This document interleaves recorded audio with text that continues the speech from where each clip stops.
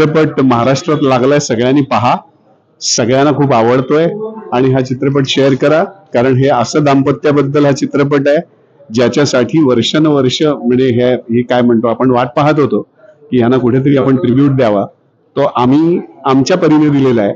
तर तुम्ही याचे सहभागी व्हा सगळ्यांनी, प्रेक्षकांनी.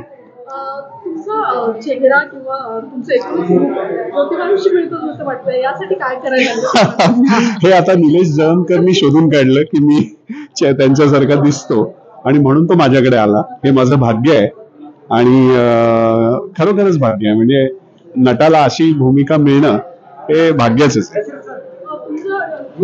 इंटरव्ह्यू घ्यायला लागला असेल किंवा एखादा पिक्चर असेल, खूप सिलेक्टेड याच्यामध्ये काम करणं आणि भारदस्त भूमिका तुमची अनेक वर्षांपर्यंत लक्षात राहते. या चित्रपटाविषयी तुम्ही सांगाल की काय काय तयारी करायला लागली, कुठली पुस्तकं वाचायला लागली?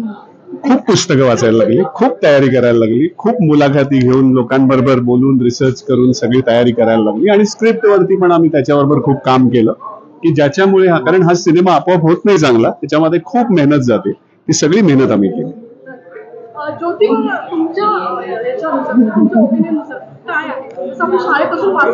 हे मी आता 2 वाक्यात सांगू नाही शकणार, त्याच्यासाठीच 2 तासाचा. सावित्रीबाईंची भूमिका आहे ही, जसं बघितलंयस तू. आभाळ एवढं काम केलंय या दोघांनी, आम्ही हे 2 तासामध्ये साकारण्याचा पूर्ण प्रयत्न केलेला आहे.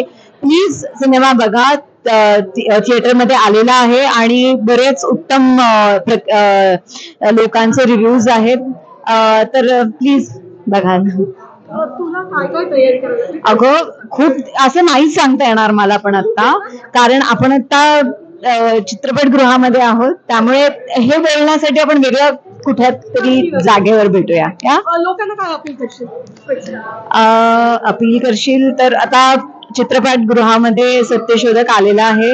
हा खूपच महत्वाचा चित्रपट आहे आणि आपले जे महात्मा ज्योतिबा फुले आहे आणि सावित्रीबाई फुले आहे यांच्यावर आहे, यांच्या कारकिर्दीवर आहे, त्यांच्या इनफॅक्ट याला आपण एका वेगळ्या पद्धतीने पण बघू शकतो. याची एक खूप चांगलं आणि अप्रतिम सुंदर नातं जे आहे त्याबद्दल पण आहे. या दोघांचं एक मैत्री, एक लव्ह स्टोरी आहे, ती पण प्लीज बघाल आणि लोकांना सांगा बघायला. आणि भलेही आपण या चित्रपटात एक इतिहास दाखवतो आहोत, पण हा इतिहास नाहीये, हा वर्तमान आहे.